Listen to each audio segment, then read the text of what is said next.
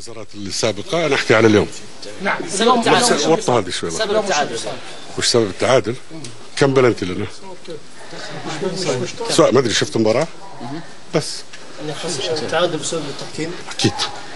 وطرد للأنصاري. الهويش ما كان في مستوى المباراة أبدا؟ شوف الحين هذه خفضوها الله يخليكم. السؤال ما هو هذا. احنا كنا نبغى نطلب حكام اجانب. طبعا في النهايه جاء بزعمهم احسن حكم في العالم، شوف ايش صار. مباراتين خسرناها بسبب تحكيم. بس. اسمه الامير، خلينا نتكلم بصراحه. لما نشوف المشهد النصراوي تواردت الانباء عن استقاله الامير فيصل بن تركي. فيصل بن تركي الان بنفسه ايش يقول؟ فيصل بن تركي موجود اليوم. فيصل بن تركي ذكرها في برنامجكم الظاهر، برنامج كوره. ما ابغى اعيد نفس الكلام مره ثانيه. في مجلس هيئه اعضاء شرف، وعندنا اجتماع، ولكل حادث حديث. راضي عن اداء لاعبين اليوم؟ ما في شك، اليوم ما في شك طبعا. طيب ومن قبل في مباريات سابقه؟ مباراه الهلال كنا سيئين جدا. الفريق للحديث عن العناصر، الكلام كثير يعني، نتكلم عن حسين عبد الغني، احمد الفريدي، نايف. والله هذا اسال المدرب عليه. هذا الموضوع اسال المدرب عليه، لكن احنا ما نبغى نخوض في موضوع التحكيم. لكن صراحه شيء غريب اللي يصير، خصوصا امام الاتحاد من مباراتين جابوا حكم اجنبي ذيك اليوم في المباراه. شيء عجيب اللي صار، واليوم شيء عجيب جدا. يعني انا ما ابغى اقول الحكم سوى ولا ما سوى، خلي الناس تشوف بس في التلفزيون تحكم. الاتحاد ما كان يستحق انه ياخذ منك نقطه، ما يستحق ياخذ نقطه ولا يستحق الكاس. حضور الجماهير اسمه الامير. نعم. حضور الجماهير اليوم اللي حضر ما في مشكله، يعني الجماهير يمكن زعلانه علينا انه ما حققنا الكاس. احنا الى الان في الترتيب الثاني، طبعا افضل من الموسم اللي سابق بكثير. طموحهم اكبر، احنا طموحنا اكبر، وان شاء الله نحاول نساعدهم في المستقبل. الجهاز الفني تواجده من عدمه الان. سم؟ الجهاز الفني راح يكمل لاخر الموسم؟ والله الى الان، يعني الى الان عندنا 4 مباريات في الدوري، ما نقدر نحكم. قلت لك عندنا اجتماعات وبنقرر بعدين. يكون في اجتماع اعضاء شرف قريب ان شاء الله ان شاء الله. الدوري الهلالي الان اصبح، والله اتوقع انه يعني 90% تعادل النصر والاهلي اليوم.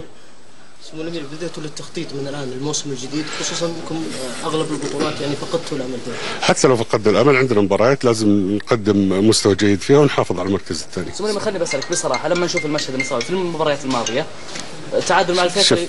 خلنا نعطيك شيء. لا اسمح لي انت. المشهد النصراوي احنا ليش قاعدين نكبر الامور؟ يا اخوان الله يخليكم نزلوا هذه. ليش قاعدين نكبر الامور؟ احنا قاعدين نكبرها والاعلام قاعد يكبرها زياده عن اللزوم. يا اخي انا ترتيبي الثاني. اوكي ما هو طموحي. خسرت بصافره ظالمه في مباراه كاس سمو سيدي ولي العهد.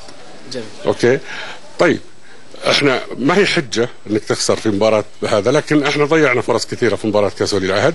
اليوم ضاعت فرص كثيره، تالق حارس نادي الاتحاد، لكن لنا 3 بلنتيات وطرد على نادي الاتحاد. انا ما اقدر انزل احكم وانزل العب واسوي كل هالامور كلها. في عوامل لكره القدم.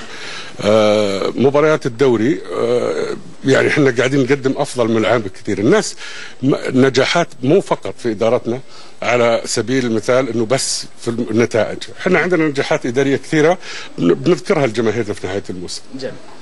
اسمح لي برضه اسالك سمو الامير عن تصريح الكابتن نايف هزازي في برنامج في المرمى وتعليقك عليه. والله نايف هزازي للان غايب، بيعاقب زي اي لاعب اخر في نادي النصر.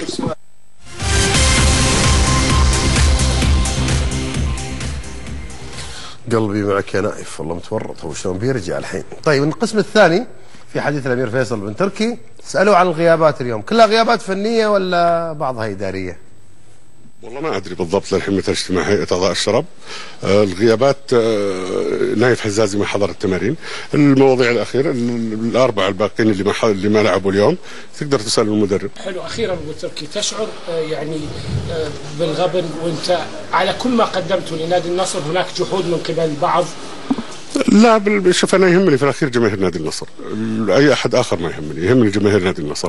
اعتقد جماهير نادي النصر تعرف فيصل بن تركي قدم لنادي النصر ايش، مو الحين فقط، حتى قبل لا يكون رئيس نادي النصر. حضور اليوم كان في عتب من جمهور النصر، وجه لكم رساله ابو تركي اليوم. ما عندنا مشكله، ما عندنا مشكله، احنا يعني الجمهور يعتب علينا في اي وقت، ما عندنا مشكله، احنا مقصرين وما حنرضيهم الا بالبطولات ان شاء الله. شكرا. سؤال اخير بس الامير، في نهايه الموسم راح يتم تقليص العقود بعض اللاعبين المحليين او اللاعبين الاجانب؟